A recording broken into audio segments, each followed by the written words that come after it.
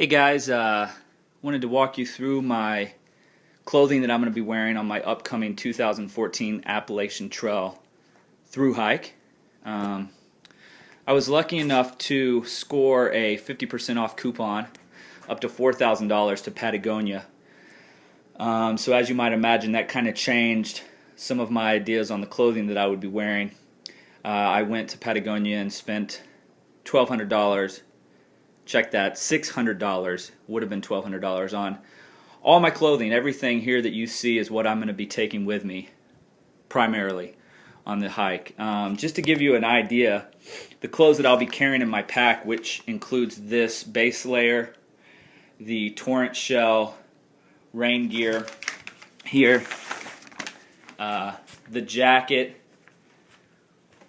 the hoodie, or the beanie, my bad. Weighs in at, and also a pair of socks, checks in at 3.1 pounds. That's 51 ounces for those things. So I just wanted to walk you through all the clothes here and just give you some weight and a little bit of info on the clothing pieces. Start off here with my base layer. This is the Capilene 4 Expedition Weight Bottoms and the 1/4 Zip Hoodie.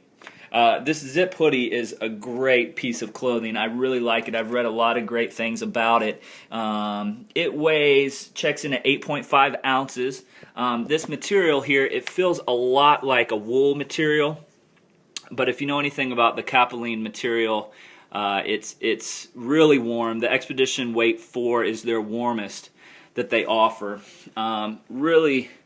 Really cool. I love the hood on this. It is super tight. It fits like a sock. When you have this on, it's great.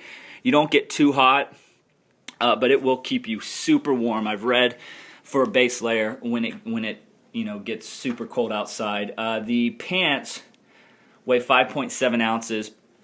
Same material, obviously, as the hood. I couldn't really find any negative reviews about these base layers, so real great that I was able to get this for the price that I did. Like I said, the hoodie is normally $120, so I got it for $60, and the pants are normally $80, so $40 on those, so that's great. Walk on over here to my rain gear.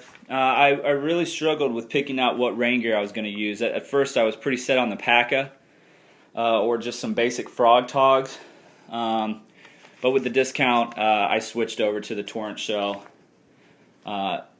jacket and pants. This is a Torrentshell Stretch, so great waterproofing. I've tested this out in a downpour for about 10 minutes.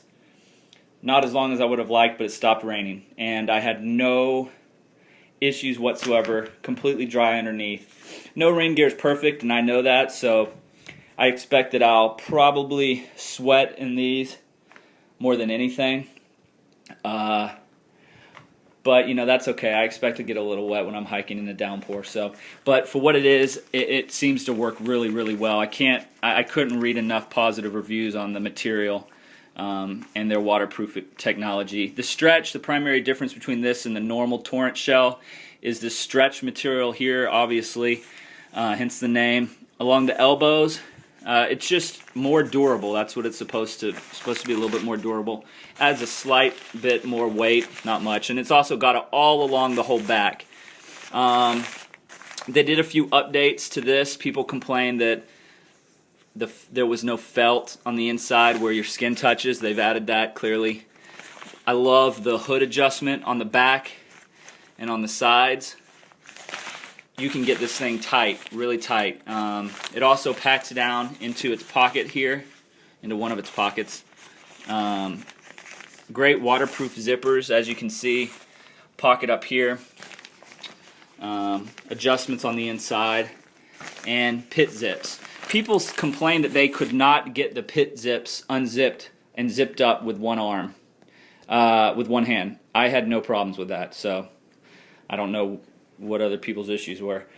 The pants, the same, Torrentshell Stretch material on the knees.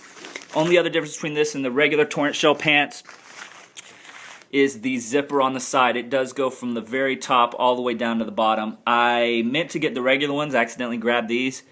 I mean, why not? Who cares? Half off. They zip all the way down. Really easy to put your shoes, put these on with your shoes or boots on, so I do love that. Yeah, so this, I think, what do they call it? H2 No technology. I've read up about this, and I don't know, people tend to like it, so we'll see. I mean, Patagonia makes great products, so hopefully it'll hold up. I'm going to be hiking in the Capilene Crew Capilene 1 shirt here. It's called the Crew shirt, I think. It's long sleeve. It weighs 6.1 ounces. Lightweight. I switched out of the wool material shirts into the Capilene line. I just, I prefer this over the wool. It's super lightweight. You can't even tell you're wearing a long sleeve shirt. You stay cool when it's hot. You stay, hotter when it's cool. So I really like this. I don't like mosquitoes and bugs, so I prefer the long sleeves and the long pants. I did switch out of shorts and have been doing long pants as well.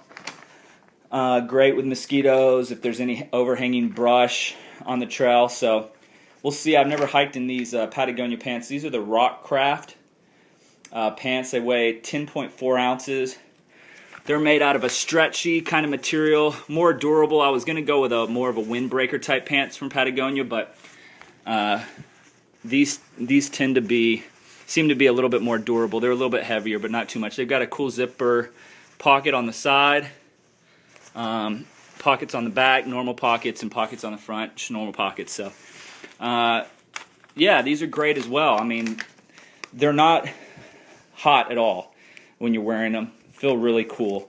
So I'm looking forward to testing those out. I've also got just a normal pair of lightweight wool socks from Patagonia that I'm going to be using.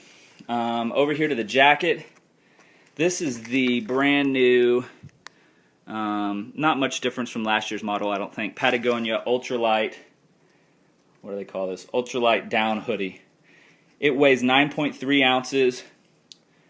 Pretty lightweight, I'll say. Down, great jacket. I haven't got to test it out in extreme cold yet, but reviews are pretty good on it. It's not the highest rated jacket out there, but it packs down super small.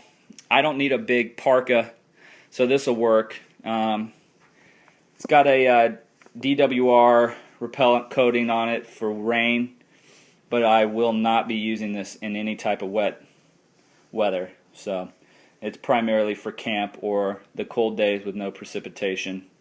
But when I'm hiking, I even in cold weather, I don't really need much. So 9.3 ounces. Comes with a stuff sack. It doesn't pack into its pocket. That's probably my only complaint. But I have no issues keeping up with pockets, so I'm not too worried about that. But so that pretty much covers the stuff that I'm going to be wearing and carrying. I've got the hoodie or the beanie there. Like I said, great. Weighs Expedition Weight Capilene 4, 0.7 ounces. Awesome. REI Boxers, just like a polyester slash nylon slash spandex material. Quick drying. I love those. So this is pretty much it. I'm not really planning on bringing camp clothes at all. I'm going to be fine, I think, with this setup. I'll wear the pants here, the rain pants, when I'm washing my clothes. I might bring a backup short sleeve shirt just in case, Capilene 1 as well, that weighs about 3 or 4 ounces. So that pretty much does it here. Like I said, the total weight for the stuff that's going to be carried in my pack is 3.18 pounds or 51 ounces. And my total base rate right now is at 10.2 pounds or 163.9 ounces.